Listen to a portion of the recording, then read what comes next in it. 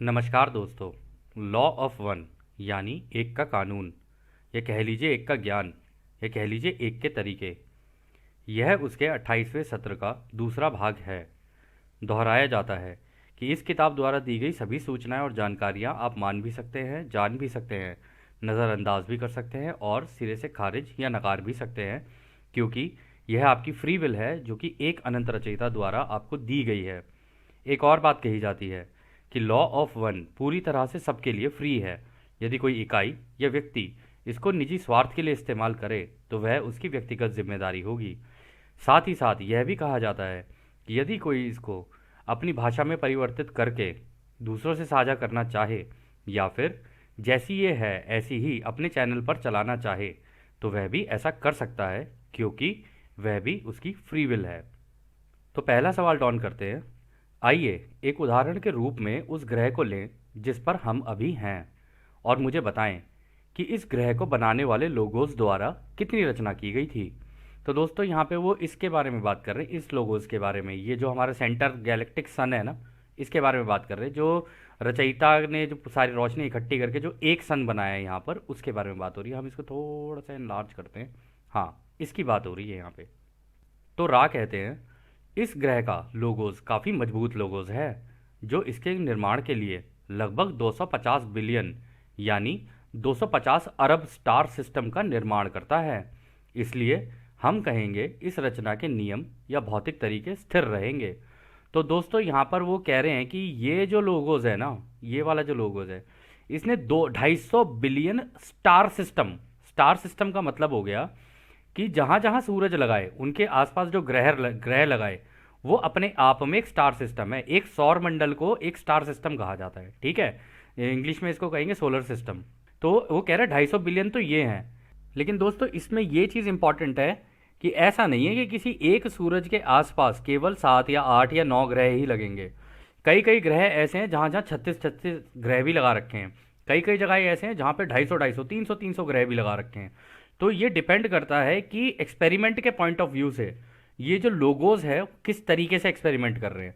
लेकिन आप ये मान के चल सकते हैं कि इतने 250 बिलियन स्टार सिस्टम है, ठीक है। और एक बात शायद आपको जानकर हैरानी भी होगी कि आपके दिमाग के अंदर, हम सबके दिमागों के अंदर जितने भी न्यूरॉन्स हैं ना, वो 250 बिलियन ही हैं। मतलब जितने सूरज इस पूरी आकाशगंगा के अंदर है ना, उतने ही न्यूरॉन्स हमारे दिमाग के अंदर भी हैं। तो फिर अगला सवाल डॉन करते हैं। फिर आप जो कह रहे हैं वह लेंटिकुलर स्टार सिस्टम है, जिसे हम एक आकाशगंगा कहते हैं, जिसमें हम खुद को पाते हैं हमारे सूरज के जैसे लगभग 250 अरब अन्य सूरजों के साथ, जो कि एक ही लोगोस द्वारा बनाई गई है। क्या यह सही है? तो देखो राबी यहाँ पर कह रहे हैं हाँ यह सही है। तो डॉन आगे कहते हैं अब क्योंकि इस लेंटिकुलर आकाशगंगा में चेतना के कई अलग अलग हिस्से हैं, तो क्या यह लोगोस इन चेतनाओं को बनाने या इन चेतनाओं को विभाजित करने के लिए चेतना के अधिक व्यक्तिकरण में उपविभाजित सब डिवाइड हो जाता है? तो वो कह रहे हैं कि क्या ऐसा हो सकता है कि जब वो इतने सारे बना रहे हैं, ठीक है, इतने सारे सूरज बना रहे हैं, इतनी सारी चीज़ें बना रहे हैं, तो इस केस के अंदर क्या कहते हैं, क्या ऐसा हो सकता है कि वो जब इसके अंदर से निकले हैं तो ये कुछ इससे ना मिलते मेल जोल खाते हों और विभाजन में चले जाते हों? क्या ऐसा होता है? तो रा कहते हैं आप अनुभव करने में सक्षम हैं, यह भी सही है, हालांकि एक स्पष्ट विरोधाभास है। तो डॉन कहते हैं आप मुझे बता सकते हैं कि एक स्पष्ट विरोधाभास से आपका क्या मतलब है? तो रा कहते हैं ऐसा प्रतीत होता है कि यदि एक लोगोस एक बड़ी प्रणाली के लिए बुद्धिमान ऊर्जा के तरीके बनाता है, तो आगे के उपलोगोस भेदभाव की आवश्यकता या संभावना नहीं होगी। हालांकि सीमाओं के भीतर यह ठीक मामला है और यह समझने योग्य है कि यह देखा गया है। तो वो ये कह रहे हैं दोस्तों इसके अंदर कि देखो, जब ये जो लोगोस ये सूरज लगाएगा ना, जितने भी लगाएगा अपने, कह रहे वो तो उसकी बिल्कुल प्योर कॉपी होंगे, जैसा वो है वैसा ही वो सूरज है। लेकिन उसके ग्रह जितने भी लगेंगे ना, तो वो बाहर से पूरे कवर रहेंगे, क्वारंटीन उनके ऊपर लगी होती है, किसी किसी में लगी होती है, किसी किसी में नहीं लगी होती है। जहाँ की सभ्यता एक एक हो जाती है ना, मतलब जो सारी एक जैसी सोच के हों और टेलीपैथी और ये सारी चीज़ें, या कह लो कि अध्यात्म के उसमें आगे बढ़ जाएं, तो उनको ज़रूरत नहीं पड़ती वो क्वारंटीन लगाने के लिए। क्योंकि अगर बाहर से मान लो अगर ओराइन समूह आए भी उसके अंदर तो कुछ कर नहीं पाएगा, क्योंकि वो सारे ही एक सोच के हैं। तो ये कह रहे हैं लेकिन ये हो सकता है कि मान लो अगर ये ग्रह है, ठीक है, इसके ऊपर क्वारंटीन लगाई हुई है, इसका अपने अंदर जो भी चीज़ें चल रही हैं ना, उनके बीच में विभाजन हो सकता है, उनके अंदर ऐसा हो सकता है कि हाँ चीज़ें अलग अलग दिखें, लेकिन जो सूरज होगा ना ये बिल्कुल इसकी कॉपी ही होगा। कॉपी मतलब ये तो बड़ा रूप है, इसकी छोटा एक रूप यहाँ पर लगा देगा वो। तो फिर आगे डॉन कहते हैं, धन्यवाद। लोगोस के सभी व्यक्तिगत भागों को, जैसा कि हमारा लोगोस है, हम उस लेंटिकुलर आकाशगंगा को जिसमें हम हैं और 250 अरब सूर्य या तारे, मैं इसे प्रमुख आकाशगंगा कहूँगा ताकि हम इस शब्द में कंफ्यूज ना हों। क्या सारी चेतना फिर इस व्यक्तिगत रूप में जिसे हम प्रमुख आकाशगंगा कह रहे हैं शुरू होती है और 1 2 3 4 5 6 7 या फिर 8वीं घनत्वताओं के क्रम में जाती है, या ये कुछ ऐसे हैं जो उच्च स्तर से शुरू करते हैं और 1 में जाते हैं, ताकि आकाशगंगा में हमेशा बुद्धिमान चेतना का मिश्रण हो।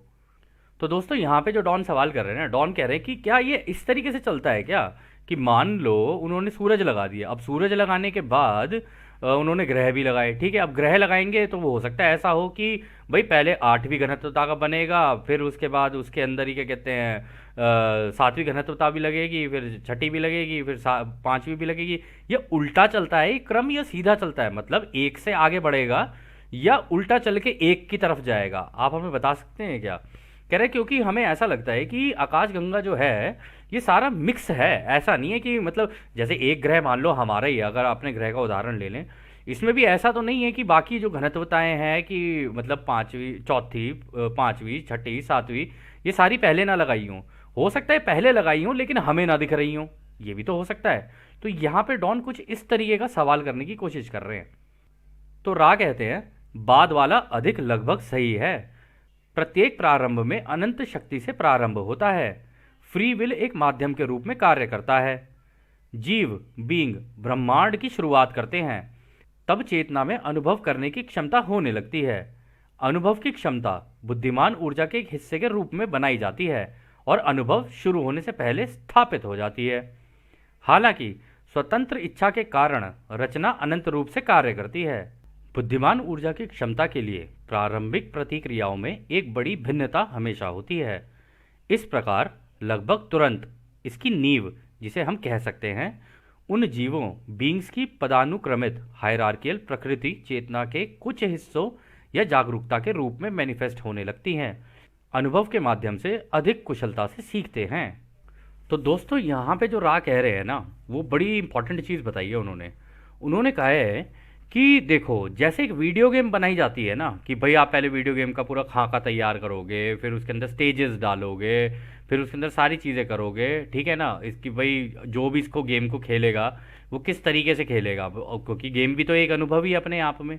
अब आप ऐसे मान लो एक वीडियो गेम के अंदर आप खुद ही चले गए, ठीक है, आप जो खेल रहे हो, होता क्या है जनरली हम लोग तो बाहर से बैठ के कोई वीडियो गेम खेल रहे होते हैं ना, लेकिन अगर आप एक वीडियो गेम के अंदर ही चले गए तो उसके अंदर जिन जिन चीज़ों की जरूरत पड़ेगी या जिस जिस तरीके के अनुभवों की जरूरत पड़ेगी ना, उस अनुभव को एक्सपीरियंस मतलब उस अनुभव को लेने के लिए आपको क्या करना पड़, मतलब इस तरीके से डिज़ाइन किया जाता है उसको कि भाई एक लेवल तक ही इन लोगों को इस तरीके के अनुभव मिले, ऐसा ना हो कि अनुभव कुछ ज़्यादा भीषण हो जाए और इनसे झेले भी ना जाएं। तो एक लिमिट सेट की जाती है कि भाई तीसरी घनत्वता के इतने होंगे, चौथी के इतने होंगे, 5वीं के इतने होंगे, 6ठी के इतने होंगे। तो इस तरीके से एक हायरार्की बनती चली जाती है कि हाँ भाई 5वीं घनत्वता के इस तरीके के होते हैं, चौथी घनत्वता के इस तरीके के होते हैं, और सो ऑन, मतलब आगे जैसे चलती है। फिर वो कहते हैं लेकिन इसमें फ्री विल लगाई गई है कि भाई हाँ जिसका जैसा इच्छा हो वैसा वो कर सकता है।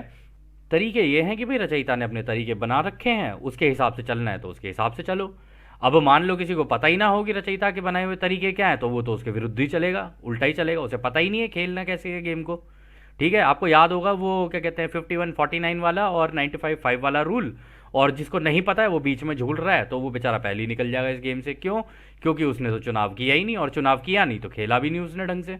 लेकिन अगर किसी को पता भी चल जाए और वो खेलना शुरू कर दे या तो इस साइड में मतलब 95-49 में, सॉरी 51-49 में, या फिर 95-5 में खेलने लग जाए, तो इस केस में क्या होता है, अगर मान लो उसको उसी तरीके से खेलते खेलते दोनों में से कोई चले भी गए ना, तो ये लोग पहले वापस आ जाएंगे खेलने के लिए, क्योंकि हाँ उनको गेम्स के रूल पता चल गए हैं, इस वजह से वो लोग आगे आगे निकलेंगे। और इसमें एक चीज़ और इम्पॉर्टेंट है, ये चीज़ उन्होंने कहा ये सारी चीज़ें ना इस पे डिपेंडेंट हैं कि उसकी जागरूकता कितनी है। मतलब जैसे मान लो हमें जानकारियाँ कहाँ कहाँ से मिलती हैं, टीवी, ठीक है, बचपन से जो हमारे माँ बाप ने सिखाया वो, दोस्तों से, गर्लफ्रेंड हुई तो उससे, और नहीं भी हुई तो भी किसी और की गर्लफ्रेंड से, ठीक है, और क्या कहते हैं, पड़ोसन से, और भी बहुत लोगों से मिल सकती है, लेकिन ये तो मैं हमने जैसे ऐसे मजाक के लिए बोला है। तो एनीवेज ये क्या कहते हैं, आप जितना जितना बाहर निकलोगे, जितना जितना आपका एक्सपीरियंस होता चला जाएगा ना, वो सारी चीज़ें आपकी एक जागरूकता बनाती हैं कि आपको नॉलेज कितनी है किसी चीज़ की। जितना जितना ज्ञान आपके पास आता जाएगा उतना उतना उसी के हिसाब से आप कर्म करते चले जाओगे। अब आप सुबह से लेकर शाम तक टीवी के सामने बैठे रहोगे तो बिल्कुल वैसे टीवी के जैसे ही हो जाओगे। आपको लगेगा जी ये जो दिख रहा है वो बिल्कुल सच है, जबकि सत्य तो खोजा जाता है। ये थोड़ी ना कि कोई तुम्हें पकड़ा रहा है तो तुम उसको मान के बस जी चले ही जाओ एक ही दिशा के अंदर। ऐसे नहीं होता है ना। ये जब रचयिता ने गेम बना के तुम्हें दी हुई है, या तो तुम इसे खेलो रूल्स के अकॉर्डिंगली, और अगर तुम नहीं खेलते हो तो फिर तो सही है, बीच में झूल लो, फिर नहीं होगा तुम्हारा, फिर वो नहीं जा पाओगे तुम वो सतयुग में। अब क्या ही करें भाई, गेम ही ऐसी सेट बना के दिए तो हम क्या करें। तो खैर, लेकिन ये पॉइंट बड़ा इंपॉर्टेंट था कि भाई ये सारी चीज़ें इसलिए होती हैं क्योंकि फ्री विल की वजह से तुम जानकारियाँ लेना शुरू करोगे, जानकारियों से तुम क्या कहते हैं अपने एक्शंस लेना शुरू करोगे, यानी अपने कर्म करने शुरू करोगे। तो उसके बेसिस के ऊपर सारा का सारा चलता रहेगा। लेकिन ओवरऑल अगर तुम देखो ना, ये बिल्कुल एक वीडियो गेम की तरह तैयार करते हैं।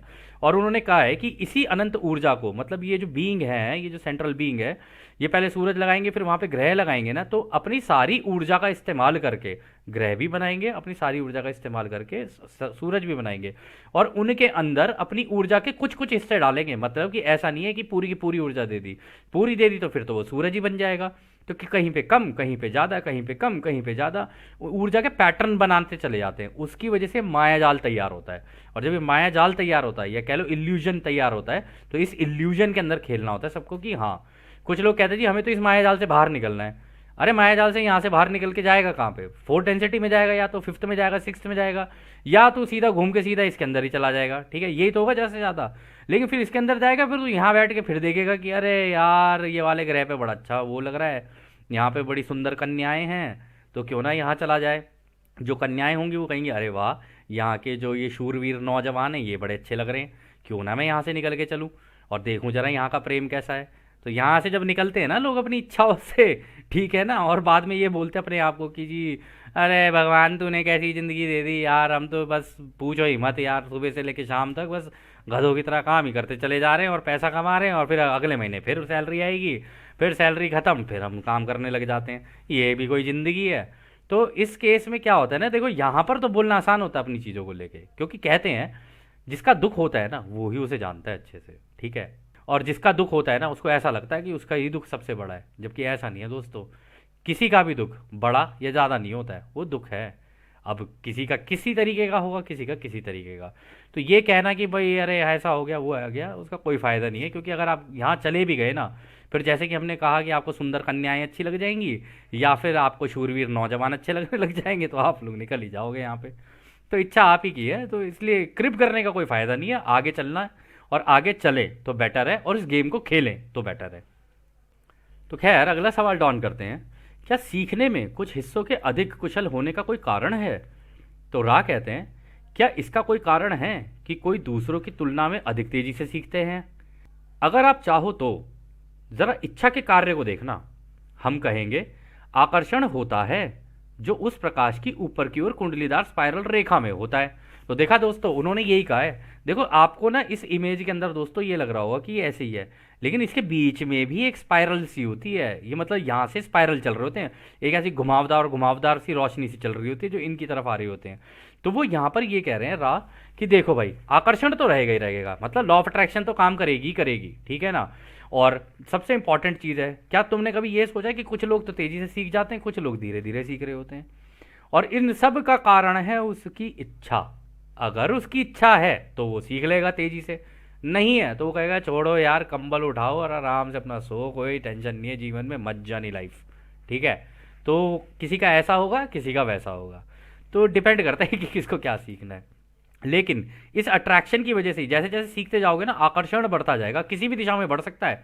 95 5 वाली में भी बढ़ सकता है, 51 और 49 वाली में भी बढ़ सकता है। ये जहाँ जिस डायरेक्शन में आपका वो हो जाएगा ना झुकाव, उसकी तरीके से आप काम करने लग जाओगे। और अगर दोनों में से कहीं नहीं हुआ तो कोई बात नहीं, है ना 25,000 साल की साइकिल अभी आ रही है, कोई बात नहीं, उसमें चले जाना। 25,000 साइकिल मतलब 25,000 साल की साइकिल तुम्हें दी जाएगी, दोबारा कर लेना आराम से बैठ के, क्या जल्दी है जाने की। जिनको आराम से जाना है वो आराम से जाओ, जिनको जल्दी करनी है उन्हें जल्दी कर लो, इच्छा सभी की है। तो खैर आगे डॉन कहते हैं, जैसा कि प्रमुख आकाशगंगा बनाई गई है और मैं इन सभी घनत्वताओं को मान रहा हूँ, इस प्रमुख आकाशगंगा के बनने पर 8 घनत्वताओं का निर्माण हुआ है। क्या यह सही है? तो राह कहते हैं यह बुनियादी तौर पर सही है। हालांकि यह समझना अच्छा है कि 8वीं घनत्वता शुरुआती घनत्वता या पहली घनत्वता के रूप में भी कार्य करता है। इसके बाद के चरणों में घनत्वता का नया ऑक्टेव शुरू होता है। तो दोस्तों बिल्कुल ऐसे ही है, ये वो जो राह कह रहे हैं यहाँ पे बिल्कुल सही है। वो कह रहे हैं 1 2 3 4 5 6 7 8, 8वीं घनत्वता में होगा क्या? 8वीं घनत्वता तो तुम सीधा इसी के अंदर ही घुस जाओगे, ये है वो 8वीं घनत्वता है, इसके अंदर जाके मतलब ये जो तुम्हारा सह रचयिता है, ये जो तुम्हारा रचयिता है, तुम इसके अंदर घुस जाओगे, ठीक है, इसके अंदर घुसोगे। वो कह रहे हैं फिर उसके बाद फिर से शुरू हो जाएगी, क्योंकि फिर से तुम यहाँ से, जैसे हमने कहा कि तुम्हें कन्याएं पसंद आएंगी और फिर तुम्हें क्या कहते हैं नौजवान शूरवीर पसंद आएंगे, तो फिर तुम्हारा दोबारा से शुरू हो जाएगा। तो राय यही कह रहे हैं कि यहाँ से दोबारा शुरू हो जाती हैं फिर से चीज़ें, नया ऑक्टेव शुरू हो जाता है। लेकिन उसको ये काउंट नहीं किया जाएगा कि हाँ भाई ये 1 पे जा रहा है, 1 पे नहीं। अगर आपने 8वीं घनत्वता के यहाँ तक ले लिए सारे अनुभव आपको हो गए हैं, तो आप जहाँ से आपने शुरुआत की थी ना, अब उससे हायर एडवांस लेवल पे कहीं जाओगे। हो सकता है इस वाली आकाशगंगा में भी ना रहो आप इस आकाशगंगा को छोड़ के किसी और आकाशगंगा में इससे एडवांस्ड आकाशगंगा के अंदर चले जाओ, ये भी हो सकता है, बिल्कुल पॉसिबल है ये। तो खैर आगे डॉन कहते हैं, क्या आप कह रहे हैं फिर ये हर 8 घनत्वता के अनंत संख्या में ऑक्टेव होते हैं? दोस्तों ऑक्टेव क्या होते हैं? जैसे सारे गामा होता है ना, सारे गामा पा नी सा, तो मतलब सा से शुरू हुए सा पे, अगर आप उंगलियों पे काउंट करोगे तो 8 है वो। तो सा मतलब सा से शुरू हुए सा पे खत्म हुए, लेकिन उस आखिरी सा से अगर आपने फिर से दोबारा सा शुरू कर दिया, सा रे गा मा, उससे ऊपर कर दिया तो और आगे निकल जाओगे। इसी तरीके से चलता है ये। तो ऑक्टेव में ही बनती हैं सारी चीज़ें, मतलब 1 से लेके 7 तक, फिर 8वें पे पहुंचने के बाद फिर दोबारा वहां से नई शुरुआत हो जाती है। खैर राय यहाँ कहते हैं, हम यह स्थापित करना चाहते हैं कि हम वास्तव में एक के कानून के विनम्र संदेशवाहक हैं। हम आपसे अपने अनुभवों और अपनी समझ के बारे में बात करते हैं और सीमित तरीकों से सीख और सिखा सकते हैं। हालांकि हम सभी रचनाओं के ज्ञान के बारे में नहीं बोल सकते हैं। हम केवल इतना जानते हैं कि वे अनंत हैं। हम अनुमान लगा सकते हैं कि अनंत संख्या में ऑक्टेव है। तो वो भी कह रहे हैं देखो हमने भी अनुमान लगाया, हो सकता है यहाँ पे 8 का लगाओ, कहीं और पे कितना लगाओ कुछ पता नहीं है हमें, क्योंकि बहुत सारी रचनाएं हैं, अलग अलग हैं, अलग अलग आकाशगंगाएं हैं। तो हम तुम्हें अपना बता सकते हैं कि हम सूरज में बैठे हैं तो हम लोगों ने अभी तक क्या लर्न किया है। और तुम अगर ये चाहते हो तो फिर ठीक है, इसके अंदर चले जाओ, सीधा ही 8वीं पे मार दो जंप। लेकिन वो 8वीं पे जंप मारने के लिए फिर तो बहुत ही कड़ी मेहनत लगेगी, तो देख लेना। लेकिन सारे अनुभव फिर मिस होंगे, फिर तुम कहोगे अरे रे ये वाले अनुभव तो मेरे रह गए, फिर वापस आना पड़ेगा। तो इससे अच्छा ये है जिस तरीके से क्रम बना है उसको करते चले जाओ, लेकिन उस क्रम को तुम तेजी से या स्लो जैसा चाहो वैसा कर सकते हो। तो फिर आगे रहा कहते हैं, हालांकि यह हमारे अपने शिक्षकों द्वारा हमें सिखाया गया है कि रचना की एक रहस्य में लिपटी एकता है, जिसमें सभी चेतना समय समय पर एक साथ मिल जाती हैं और फिर से शुरू हो जाती हैं। इस प्रकार हम केवल यह कह सकते हैं कि हम एक अनंत प्रगति को मानते हैं। हालांकि हम समझते हैं कि इसकी प्रकृति चक्रीय साइक्लिक होती है और जैसा कि हमने कहा है रहस्य में लिपटी हुई होती है। तो दोस्तों इस पार्ट को ना हम लोग और अच्छे से समझेंगे आगे, क्योंकि यहाँ पे ना इनडायरेक्टली वो ब्लैक होल व्हाइट होल वाली कहानी चल रही है। जब राह उस पार्ट पे आएंगे ना तब इस पार्ट को हम लोग अच्छे से समझेंगे कि भाई ये सारी चीज़ें रहस्यमयी क्यों हो जाती हैं ऐसी, कि मतलब सारा कुछ खत्म हो जाता है फिर एकदम से रहस्यमय तरीके से फिर नहीं बन जाती है चीज़ें, ये कैसे होता है। और वो कह रहे हैं यहाँ पे एक चक्रीय साइक्लिक तरीके से होती हैं ये, मतलब रचयिता ने भी एक बड़े सिस्टमैटिक तरीके से बनाया हुआ है। क्योंकि आपको राह ने बोल ही दिया था, मैथमेटिशियन भी है वो, म्यूजिशियन भी है, सभी कुछ है वो। तो मतलब जो आप हो वो तो सारा ज्ञान तो उनके पास पहले ही है, बाकी पूरे ब्रह्मांड में जितना है वो भी उनके पास है, और उसी से सीखते जा रहे हैं और बनाते चले जा रहे हैं और बनाते चले जा रहे हैं। तो यही चल रहा है पूरे ब्रह्मांड में। तो खैर अगला सवाल डॉन करते हैं, जब लोगोस द्वारा यह प्रमुख आकाशगंगा बनाई जाती है तो ध्रुवीयता यानी ये जो होता है ना नेगेटिव पॉजिटिव, इस अर्थ में मौजूद होती है कि हमारे पास विद्युत ध्रुवीयता है, यानी इलेक्ट्रिकल पोलैरिटी जिसे कहते हैं, एक गुरुत्वाकर्षण का प्रभाव जो शायद ध्रुवीयता नहीं है। मुझे यह प्रश्न पूछना होगा, हमारे पास उस समय मौजूद विद्युत ध्रुवता है?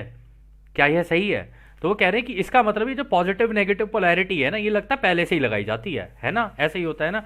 और ये जो हमारी ग्रेविटी है और ये सारी जो चीज़ें हैं, ये शायद इसके अंदर पोलैरिटी नहीं है, इसके अंदर मतलब ऐसा नहीं है कि, क्योंकि वो तो ऊपर से ही सारी चीज़ें नीचे गिर रही हैं, ठीक है, जबकि नेगेटिव पॉजिटिव पोलैरिटी में तो एक दूसरे के बीच में अट्रैक्शन होगा, ठीक है। तो वो कह रहे हैं कि मुझे ऐसा लगता है कि ये जो हम ग्रेविटी बोलते हैं ना, इसके अंदर नहीं है पोलैरिटी, लेकिन अट्रैक्शन की वजह से ये जो इलेक्ट्रिकल चार्ज है ना, इसके अंदर है, जिसकी वजह से सारी चीज़ें चल रही हैं। तो रा कहते हैं, मैं इसे इस शर्त के साथ सही मानूंगा कि जिसे आप विद्युत कहते हैं उसका मतलब न केवल लार्सन ने तय किया था, बल्कि इसका आध्यात्मिक तौर पर भी मतलब होगा। तो वो ये कह रहे हैं कि भाई मैं इसको तुम्हें एक्सप्लेन करने के लिए तो तैयार हूं, लेकिन इस शर्त के साथ एक्सप्लेन करूंगा मैं तुम लोगों को कि जो तुम लोगों ने, अगर तुम अपनी साइंस के अकॉर्डिंगली देखोगे ना, तो ठीक है, लेकिन ये आध्यात्मिक लेवल पे भी समझना जरूरी है कि भाई इसका आध्यात्मिक लेवल पे मतलब क्या होगा। तो डॉन कहते हैं, यानी आप कह रहे हैं कि उस समय हमारे पास न केवल विद्युत आवेश की ध्रुवीयता है, बल्कि चेतना में भी ध्रुवीयता है। तो डॉन यहाँ पर ये कह रहे हैं कि इसका मतलब ये है कि ना केवल जब हम पैदा होते हैं, जो भी चीज़ें होती हैं, और हमारी जो कॉन्शियसनेस है, यानी ये जो चारों प्राइमल फोर्सेस की जो फील्ड है ना, इनके अंदर भी नेगेटिव पॉजिटिव है, इसका मतलब कहीं ना कहीं, क्या ऐसा है? तो रा कहते हैं, यह सही है। आपके भौतिक स्थान समय की शुरुआत से सभी संभावित रूप उपलब्ध हैं। यह सब चेतना परिसरों का कार्य है जो अनुभव प्राप्त करने के लिए भौतिक सामग्रियों का उपयोग करना शुरू करते हैं और फिर एक आध्यात्मिक अर्थ में ध्रुवीकरण करते हैं। इसके लिए संभावनाएं, पोटेंशियल्स, अनुभवकर्ता द्वारा नहीं बल्कि बुद्धिमान ऊर्जा द्वारा बनाई गई हैं। यह इस सत्र का अंतिम पूर्ण सवाल होगा ताकि कार्ला की देखभाल की जा सके और वह धीरे धीरे अपने भौतिक ऊर्जा को पुनः प्राप्त कर सके। क्या हम पूछ सकते हैं कि यदि आपके पास एक दो सवाल और हों तो संक्षेप में उसका जवाब देकर हम इस सत्र को बंद कर सकते हैं। तो दोस्तों, यहाँ पर जो उन्होंने जवाब दिया ना, उन्होंने कहा देखो, ये जितनी भी चीज़ें होती हैं ना, ये सारी की सारी ना उस ऊर्जा के अंदर होती है, बुद्धिमान ऊर्जा के अंदर। और आपको याद होगा, हम लोगों ने आपको पहले भी बताया था कि हम जो भी चीज़ देख रहे हैं, जितनी चीज़ें हो रही हैं, ये इलेक्ट्रिकल सिग्नल्स हैं जो हमारे न्यूरॉन्स के अंदर, दिमाग के अंदर वो चल रहे होते हैं, ठीक है। तो उनके अंदर पोटेंशियल होगा ही होगा, ध्रुवीकरण होगा ही होगा। जो चीज़ अच्छी लग गई, उस तरीके का न्यूरॉन एकदम से लाइट कर जाएगा और एकदम से उस डायरेक्शन के अंदर आप निकल जाओगे और वैसे ही आप करने लग जाओगे। इसलिए आपको याद होगा, हमने पहले भी कहा था, आपने और कुछ होना हो, अपने दिमाग का ज़रूर ध्यान रखना चाहिए व्यक्ति को हमेशा। आलतू फालतू की चीज़ें डालेगा ना, तो आलतू फालतू की चीज़ें ही करने लग जाएगा, ऑटोमेटिकली हो जाएगा, क्योंकि उसका कारण इन्होंने यहाँ बता दिया ना। वो कह रहे हैं कि देखो, अगर तुमने, क्या कहते हैं, इसके अंदर का जो पोटेंशियल है ना, जिस तरीके की चीज़ें तुम्हें, ये सारी इलेक्ट्रिकल हैं चीज़ें, जितनी भी तुम्हें दिख रही हैं, जो सारी चीज़ें हो रही सारी इलेक्ट्रिकल हैं। अब जब ये इलेक्ट्रिसिटी है ही तुम्हारे अंदर, तो तुम्हें जहाँ पे उस हल्का सा अट्रैक्शन दिखेगा ना, जो तुम्हें अच्छा लगेगा, तुम उसी दिशा में दौड़ते चले जाओगे और एक ही दिशा में ही निकल जाओगे। इसलिए जब भी तुम्हें कोई एक चीज़ दिखे तो उसका उल्टा भी सोचो, और जब कोई उल्टा सोचो, कोई उल्टी चीज़ दिखे तो उसका सीधा भी सोचो, तब जाके तुम उस मैग्नेट को, अपने अंदर की मैग्नेट को बैलेंस कर सकते हो। तो खैर, आखिरी सवाल डॉन करते हैं, मैं यह मान रहा हूं कि रचना की प्रक्रिया फिर प्रमुख आकाशगंगा के मूल ओरिजिन रचना के बाद जारी रही, ताकि लोगोस की चेतनाओं का आगे व्यक्तिकरण हो सके, ताकि व्यक्तिगत चेतना के कई कई हिस्से फिर आगे की वस्तुओं का निर्माण कर सकें। आप कह सकते हैं ताकि पूरी आकाशगंगा में अनुभव हो सके। क्या यह सही है? तो रा कहते हैं, हाँ, यह सही है। हम कहेंगे लोगोस के दिशा निर्देशों या तरीकों के भीतर सह लोगोस इस तरीकों को हटाए या जोड़े बिना अलग अलग अनुभवों के विभिन्न साधनों को खोज सकते हैं। तो दोस्तों, पता है यहाँ पर वो क्या कह रहे हैं? वहाँ पर वो कह रहे हैं कि देखो, ये जितनी भी चीज़ें हो रही हैं ना, इसका मतलब ये है, जब रचयिता ने सबसे पहली रचना की होगी ना, ठीक है, इस तरीके की कोई वो गैलेक्सी बनाई होगी, तो कहते हैं जब वो बनाई थी तो उसका ही देखा देख फिर उस गैलेक्सी के अंदर जिन लोगों ने सीखा होगा, फिर वो लोग अपनी अपनी गैलेक्सीज बनानी शुरू कर रहे होंगे। क्या ऐसा है? तो रा कह रहे हैं, हाँ, बिल्कुल ऐसे ही है। लेकिन ये जो लोगोज है ना, ये जो सेंट्रल है लोगोज, ठीक है, जितने भी होंगे ना, सब अलग अलग तरीके के होंगे और वो अपने दिशा निर्देश, यानी अपने हिसाब से अपना एक्सपेरिमेंट करते हैं और अपनी अपनी आकाशगंगाएं बनाते हैं। तो देखा जाए, और वो यहाँ पर ये भी कह रहे हैं कि ये जितने भी सह लोगोज हैं ना, अब वो अपने हिसाब से हटा या जोड़ सकते हैं, यानी इसके अंदर चेंजेस ला सकते हैं, ठीक है, अपने हिसाब से। तो ये कह रहे हैं कि जब रचयिता ने पहली रचना की थी, उसके बाद बाकी जितने लोगों ने रचना करनी शुरू की अपनी, तो सब अपने हिसाब से कुछ चीज़ कम कुछ चीज़ ज़्यादा जैसी चाहे वैसी बना सकते हैं, एक्सपेरिमेंटल मोड में रह के जितने चाहे उतने एक्सपेरिमेंट कर सकते हैं। और दोस्तों आप यकीन नहीं मानोगे, रचयिता एंड में सबसे यही चाहते हैं, आपसे, हमसे, सबसे, कि दोस्त ये अगर तुम रचयिता के रास्ते पे चले ना तो सोच लेना, एक वक्त ऐसा आएगा कि तुम सूरज भी बनोगे, तुम एक ग्रह भी बनोगे, तुम एक इस तरीके का लोगोस भी बनोगे। तब तुम बैठ के अपने हिसाब से अपनी अपनी रचना करना। और जब अपनी अपनी रचना करनी शुरू करोगे ना, तब आपको उस प्रेम का एहसास होगा कि हाँ, ये सारी चीज़ें प्रेम ही हैं। एक माँ का बच्चे से प्रेम इसीलिए होता है क्योंकि, या कह लो एक माता पिता का अपने बच्चों से प्रेम, एक एक गर्लफ्रेंड बॉयफ्रेंड का आपस में प्रेम, एक पति पत्नी का आपस में प्रेम, या किसी का भी आपस में प्रेम, दोस्तों का आपस में प्रेम, उसका जो मेन कारण है ना वो ये है कि आप जो चीज़ें कर रहे होते हैं ना उससे एक अट्रैक्शन बिल्ड होता है। और जो अट्रैक्शन बिल्ड होता है ना वो आपकी रचना है। और जब आप इसको छोटे लेवल से लेके और इस लेवल तक सोचोगे, मतलब लोगोस के लेवल तक, तब आपको पता चलेगा कि इन सभी चीज़ों में चाहे सुख हो या दुख हो, प्रेम तो है ही। आप ढूंढोगे तो दोनों ही जगह मिलेगा आपको। तो खैर दोस्तों, इस सत्र को अब हम लोग यहीं समाप्त करते हैं। और जैसे कि राह कहते हैं, अब हम आपको उस एक अनंत रचयिता के प्रेम, उसकी रोशनी, उसकी शक्ति और उसकी शांति में छोड़कर चलते हैं। आदने हमारे दोस्तों, आदने वासु। धन्यवाद।